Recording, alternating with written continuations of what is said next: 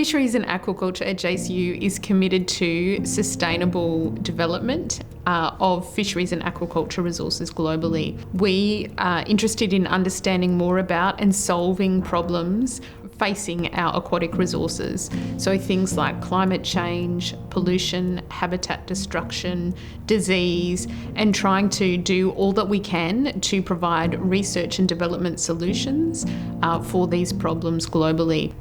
JCU is a world-leading institution in fisheries and aquaculture research. We have leading researchers across a number of spaces, including fisheries and aquaculture and social sciences. And together, we therefore have the capacity to be able to respond to these interdisciplinary problems that are being faced by tropical coastal communities. 59 million people work in fisheries globally, and they provide enough protein for 42% of the population. That's how important it is as an efficient food system. Our global population is forecast to reach 10 billion people in 2050.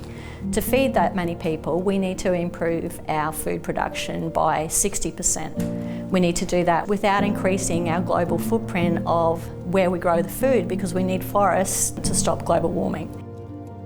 I work on diseases in aquaculture animals. Disease kills about 40% of aquaculture production, and if we can stop 40% of that from dying because of disease, we're a long way towards what we need.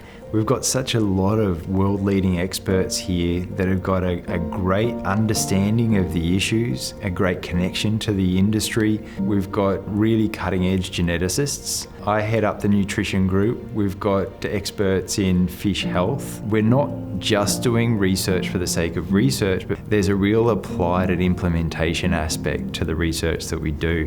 We're very close to a lot of the industry and to policymakers. We have the ability to really focus research into those things that are going to make a difference.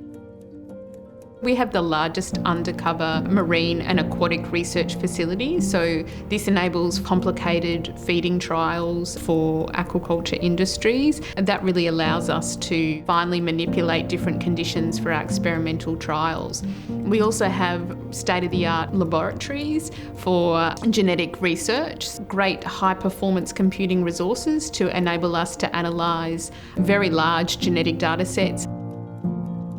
For me to do my work, I need to have a microbiology lab. We have that.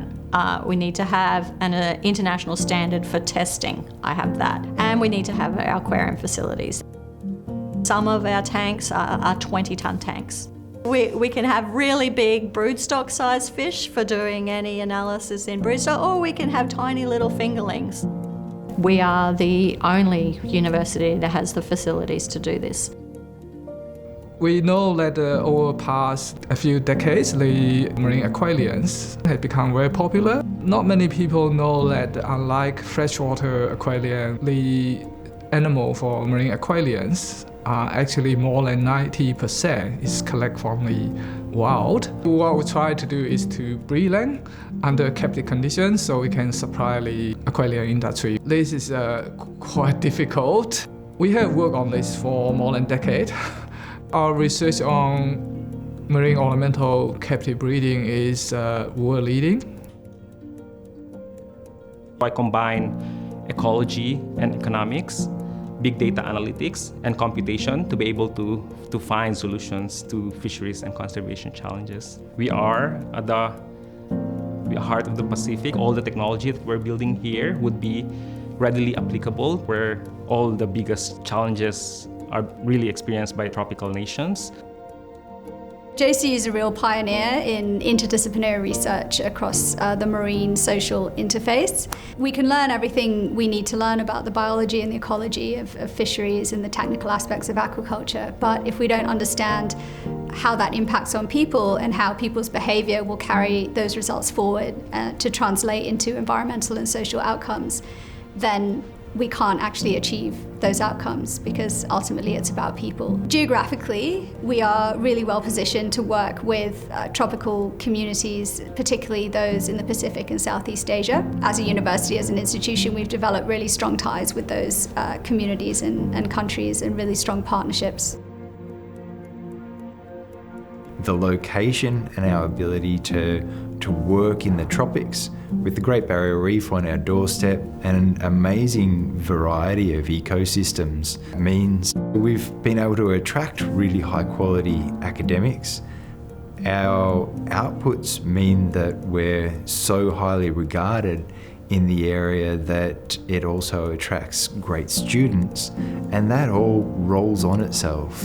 Collaborations with really good scientists and really enthusiastic students coming through leads to great outcomes in terms of education, but also research.